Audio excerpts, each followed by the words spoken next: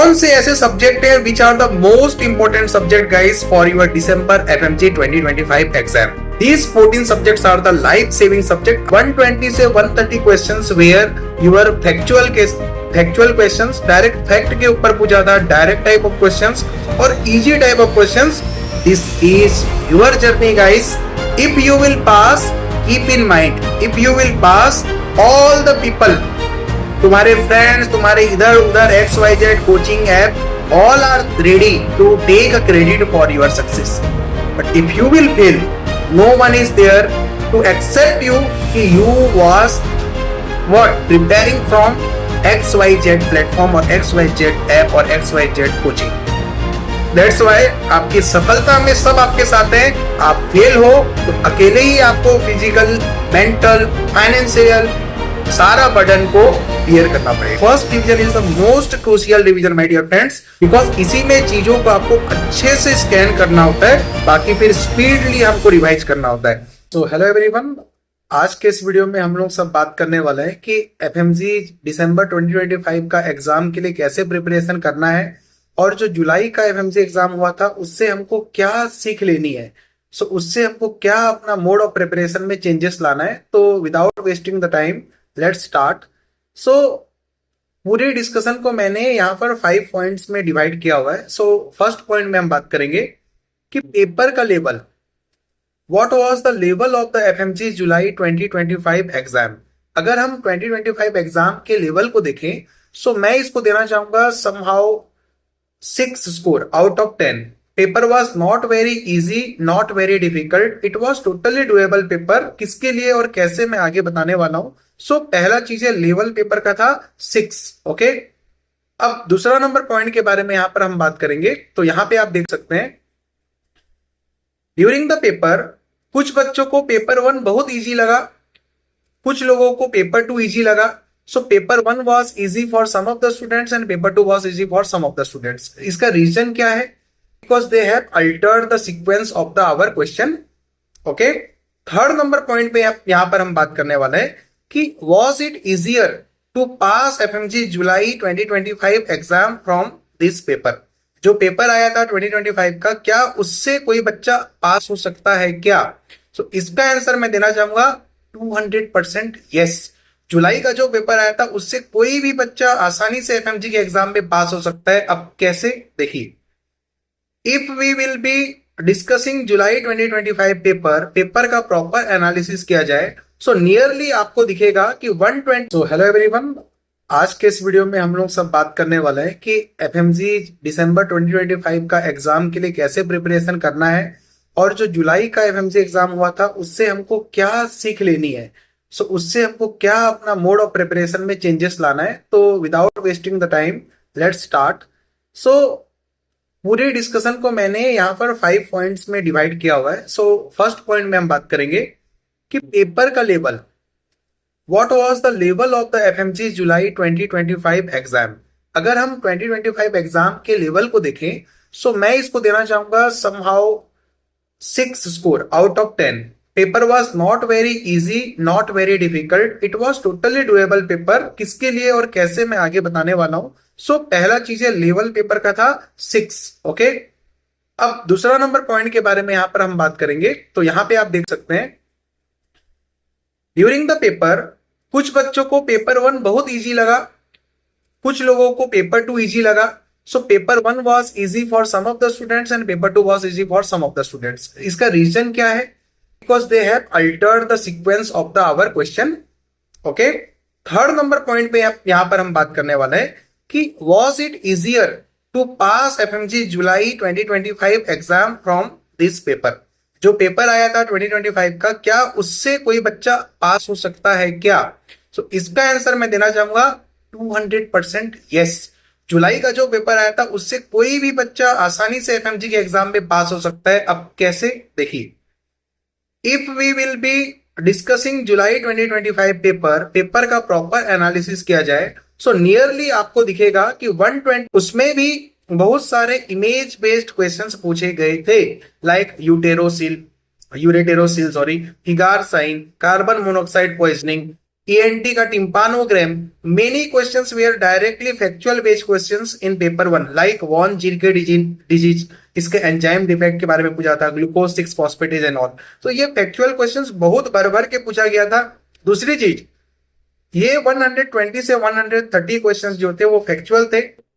अगर एक बच्चे ने प्रॉपरली रिवाइज किया होगा अपने नोट्स को मिनिमम 2 to 3 टाइम्स, उसको चीजें याद होगी और उसने पक्का बेटर एग्जाम में करके आया होगा। ठीक है, तो ये 120 130 में से अगर कोई बच्चा 100 नंबर भी लाता है तो बाकी कैसे उसके लिए पास होना इजी था, मैं बता रहा हूं। देखिए, सेकंड, 100 से 110 क्वेश्चंस जो एग्जाम में आपके आए थे वो क्वेश्चंस 2 स्टेप क्वेश्चंस थे। पहले you have to diagnose the case, then in second step they have asked you regarding the treatment protocol और मैनेजमेंट और any radiological investigation and all. तो आपको ये जो 100 से 110 क्वेश्चंस आए थे, इसमें किस बच्चे को डिफिकल्टी नहीं हुई होगी? जिस बच्चे का बेसिक क्लियर होगा। So if your basics are clear then you can easily diagnose the case and you can easily correct these type of questions. So ये 2 स्टेप वाले क्वेश्चंस नियरली 100 से 110 आपके एग्जाम में आए थे, और इसमें से भी जिस बच्चे का बेसिक थोड़ा सा भी अच्छा होगा उस बच्चे ने 70-80 नंबर आराम से कर लिया। ऐसे क्वेश्चंस को भी, ये भी क्वेश्चन जो थे इनका लेवल था मॉडरेट टाइप का, जो 100 से 110 क्वेश्चंस आए थे। अब आते हैं लास्ट 50 से 60 questions were really tough questions. मैं मानता हूं this type of questions are very very lengthy type of questions, also their options are also very much confusing, also some of the topics were out of the box, but in tough range also many questions were asked from the known topics। इस बार सबसे अच्छी FMG की बात ये रही है कि एक उन्होंने अच्छा चीज किया कि चाहे टफ क्वेश्चन हो, मॉडरेट क्वेश्चन हो या इजी क्वेश्चन हो, सभी टाइप के क्वेश्चंस को उन्होंने यहां पे हमारा नोन टॉपिक से ही दिया। किसी में क्वेश्चंस का ऑप्शन को उन्होंने ट्रिकी डाला है, कंफ्यूजिंग डाला, but topic were very very known. तो इसीलिए जिस बच्चे ने ढंग से रिवीजन किया होगा उस टॉपिक का, उसके सवाल गलत होने का चांस ही नहीं है। ठीक है, अब यहां पर नेक्स्ट देखते हैं। अब इस एग्जाम को देखते हुए कौन से ऐसे सब्जेक्ट हैं which are the most important subject guys for your December FMG 2025 exam? आपका लाइफ सेविंग सब्जेक्ट कौन से हैं? Out of 19 subjects I have categorized each and every subject और group of subjects in 4 parts और 4 sets. पहले set की अगर हम बात करें, in first set you can see pedia, ophtha, ENT, FMT। These are the 4 subjects which comprises 15 marks each in your FMG exam. आपको इन्हीं में से सब मिला करके 60 to 70 मार्क्स का यहाँ पे क्वेश्चंस आराम से मिलता है सिर्फ ये 4 सब्जेक्ट से। और इस बार पीडिया और ऑप्था से भर भर के क्वेश्चन आया था, आपको भी पता है। ये आपको मस्ट डू है, फर्स्ट और फॉरमोस्ट आपका होना चाहिए।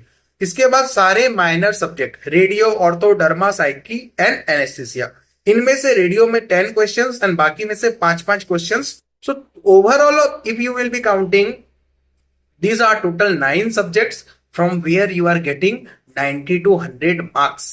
Why I am putting these all subject in the group A subject or the most crucial subject? Because in this subject you need to give less input, but you will be getting more output. Most scoring subject. These 9 are the most scoring subject. That's why these are group A subjects. आपको इसको ढंग से करना है। ठीक है, अब इसके बाद सेट बी में मैंने किस सब्जेक्ट को रखा है? सो फार्मा, पैथो, माइक्रो। मैंने इनको सेकंड उसमें क्यों रखा है? बिकॉज ये सब्जेक्ट्स में भी स्कोर करना अच्छा है, बहुत आसान है, स्कोरिंग सब्जेक्ट है। बट एक प्रॉब्लम इन सब्जेक्ट की क्या है? फार्मा कुछ बच्चों को समझ में नहीं आता, कुछ को याद रखने नहीं होता, पैथो कुछ बच्चे को समझ में नहीं आता, माइक्रो कुछ बच्चे को याद नहीं रहती। Though this subject are scoring subject, but इसमें थोड़ी सी मेहनत ज्यादा है। Input is more but output is also more. पहले वाले में ऐसा था कि input was less but output was more. But second category की जो सब्जेक्ट है इसमें इनपुट क्या है हमारा? इसमें input is more but output is also more. किसमें? फार्मा, पैथो एंड माइक्रो में। इसीलिए इनको मैं सेकंड में रखा है। मैंने रखा है। और फार्मा पैथो एंड माइक्रो से आपका फार्मा से 20 प्लस क्वेश्चन, जिसमें से 10 से 15 डायरेक्ट फार्मा के होंगे। उसके बाद 5 से 10 क्वेश्चन मेडिसिन के साथ इंटीग्रेटेड होकर के पूछते हैं। पैथो से अगर हम बात करें तो पैथो से भी आपके 20 में से 15 डायरेक्ट पैथो के होंगे, 4 से 5 मेडिसिन के साथ इंटीग्रेटेड होंगे। आप सोचते हो कि मेडिसिन से 30 क्वेश्चंस आते हैं, वो 30 से 30 मेडिसिन के नहीं होते, 10 to 15 प्योर मेडिसिन के होते हैं, बाकी फार्मा और पैथो के साथ इंटीग्रेटेड होते हैं 10 से 15 क्वेश्चंस, जो आप फार्मा और पैथो भी ढंग से पढ़े हो तो कर सकते हो। माइक्रो में से 10 to 15 क्वेश्चंस, ओवरऑल मिला दे तो 55 to 60 क्वेश्चंस आराम से आपको इन 3 सब्जेक्ट से मिल जाते हैं। इसके बाद थर्ड कैटेगरी में मैंने रखा है obs gynaec and community medicine, that is your PSM. So इसमें से 30 प्लस क्वेश्चंस आते हैं। इसको मैंने थर्ड कैटेगरी में क्यों रखा है? Because this subjects are coming in the OBGY is a clinical subject, right?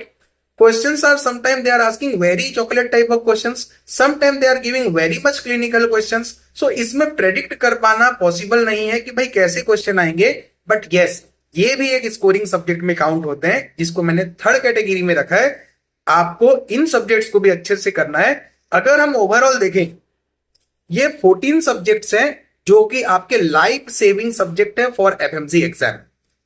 These 14 subjects are the life saving subject। आपको कोई medicine, surgery, anatomy, biochemistry, physio के चक्कर में शुरुआत से नहीं फंसना है। We have to do all the 19 subjects, my dear friend. I am not telling you to leave any of the single subject, but these 14 subjects are the subjects which you need to pass this exam, because the first fight is to pass this exam, not to score 200 plus, first to pass this exam, for which you need to know these 14 subjects thoroughly. And from this 14 subject, you will be getting easily 220 plus marks of questions from this 14 subject. उसके बाद ये subject आपके हो जाएं, फिर आप ध्यान दोगे किन सब्जेक्ट को? Biochemistry, anatomy, medicine, surgery and physio. इसको मैंने ग्रुप डी में रखा है, बिकॉज इसमें you have to give very much input and output is low. Input is more, output is low, because this are medicine, surgery, these are the clinical questions, clinical subjects, huge clinical questions they are asking. Biochemistry and anatomy is a subject in which they can ask you anything, because उसका कोई दायरा नहीं है, उसका कुछ एक वो नहीं है, बाउंड्री नहीं है कि कहां से पूछेगा। Very volatile subjects, but we can score good also with some hacks and with some tricks and all। मैं बताऊंगा स्ट्रेटेजी उसका भी, बट इसको अपने को लास्ट में रखना है ये सब्जेक्ट को, जब 14 हो जाएंगे। इससे भी 80 से 90 क्वेश्चंस हमारे आते हैं। What is the take home message? The take home message is, my dear friend, if I am assuming that कि you are going to start your FMG December exam का preparation from your August 10, still you have 1 week time. आराम से rest करो, university से आए हो तो, और you have to start from the August 10। फ्रॉम August 10 our exam is most probably in the Jan month itself. So from August 10 till Jan 10, you will be getting enough 5 months. We have to break these 5 months into 2 parts. First is 2 months, second is 3 months. So initial 2 months में this time period is allotted for your first reading. Okay? 2 months enough time है FMG के लिए first reading में, and remaining 3 months को मैंने split किया है 4 parts में। Initial 40 days will be allotted for your first revision. First revision is the most crucial revision, my dear friends, because इसी में चीजों को आपको अच्छे से स्कैन करना होता है, बाकी फिर स्पीडली हमको रिवाइज करना होता है। Then another 25 days for the second revision, another 15 days for the third revision, and last 5 days you have to make some like important sticky notes, important topics जो आपके volatile है, उसको आपको लास्ट में 4 से 5 दिनों में, और PYQs आपको रिवाइज करना है। तो with this plan, including first reading, my dear friends, you are going to revise your all the 19 subject minimum 5 times, including your first reading. And with this much of revision, you will be feeling very much confident while going into the exam कि यार नहीं, मेरा इस बार exam पास हो रहा है। अब यहां पर देखो, इसके भी कुछ बीट्स मैंने बनाया है कि it's your exam guys, it's no once exam, it's your exam, it's your dream, it's your journey, it's your future, and यही आपके करियर का सवाल है कि आपको अपना देखना है, कौन क्या कर रहा है, मेरा दोस्त कहाँ जा रहा है, कौन कोचिंग जा रहा है, कौन है पढ़ रहा है, कोई नहीं। मैं क्या कर सकता हूं, मुझे अपना देखना है, क्योंकि पास मुझे होना है, अपने लिए खुद के लिए मुझे मेहनत करना पड़ेगा। So more than the self study, more the self study you will be doing will be ensuring higher chances of your passing. Students are thinking कि वो जा करके XYZ कोचिंग में चले जाए, इधर चले जाए, उधर चले जाए, बैठ के 10-10 8-8 घंटा पढ़ लें, वो पास हो जाएंगे। अरे भाई, कोई तुमको पढ़ाए तो तुम पास नहीं होने वाले, तुम खुद से कितना सेल्फ स्टडी कर रहे हो, that will be ensuring your passing. That's why many students are unable to pass this FMG exam, because self study is zero. इधर उधर जाकर के पढ़ने से मतलब नहीं है, मैं खुद को कितना टाइम दे रहा हूं, because I have to restore the memory that I gathered from XYZ platform into my brain. So that's why आपको क्या करना है, सेल्फ स्टडी का टाइमिंग बढ़ाना है। Second, try to do at least 3 revision. अगर मेरे प्लानिंग के थ्रू करोगे तो आराम से आपका रिविजन हो जाएगा, because revision is the key to success, because those who are not revising they get confused easily in the exam because options were very close to each other, and जिसका conceptual clarity नहीं है, फिर they are feeling paper tough. So but paper tough नहीं होता, they are giving you fair chances to pass the exam. पास होना कोई बड़ी बात नहीं है अगर ढंग से आपने रिवीजन किया है। हाँ, 200 प्लस स्कोर करना एक, उसके लिए आपको थोड़ा और एफर्ट्स डालना है, बट पास होने में कोई बड़ी बात नहीं है। फिर से मैं बोल रहा हूं, थर्ड पॉइंट, डोंट गेट, ठीक है, mad, don't get mad for your what, telegram XYZ quiz, ठीक है। XYZ टेलीग्राम के क्विज के लिए यहां पर मैड नहीं होना है, ठीक है। तो यहां पर अगर हम देखेंगे तो XYZ टेलीग्राम में ये क्विज चल रहा है, वो क्विज चल रहा है, ये करना है मुझे, वो करना नहीं भाई। एक प्लेटफॉर्म से जो सब्जेक्ट पढ़ोगे उसी टाइम में उस सब्जेक्ट का क्विज देना है साथ साथ, और उसको ठीक से रिवाइज करते जाना है, ठीक है। स्पेलिंग मिस्टेक हो गया था, no problem, okay. Last bit is, before going to or choosing any platform, whether it is online, offline or app, you have to ask yourself की am I what capable of doing this, capable of doing my preparation in this way.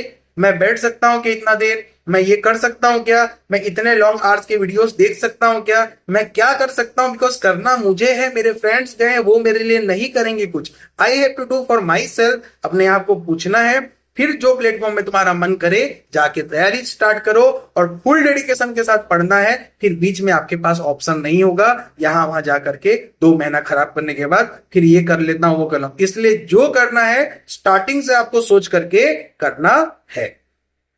Then आपको यहां पर देखो, अगर आप जो platform join किए हो, if that is what, that is good for you, you are able to attend the classes and follow the schedule, go ahead, like without thinking any negativity or negative thoughts, without having any negative thoughts, just go ahead, उसी को follow करो। लेकिन अगर नहीं हो पा रहा है, जो कोचिंग या ऐप आपने ज्वाइन किया है, आपको 10 दिन हुआ है, 12 दिन हुआ है, 15 दिन हुआ है, आपको लग रहा है यार मेरा इससे नहीं हो पा रहा है, तो फिर अपना ये आशा में मत बैठो कि आपका ये जो चीज अभी नहीं हो पा रहा बाद में होने लग जाएगा। जो अभी नहीं हो रहा बाद में बर्डन और बढ़ेगा।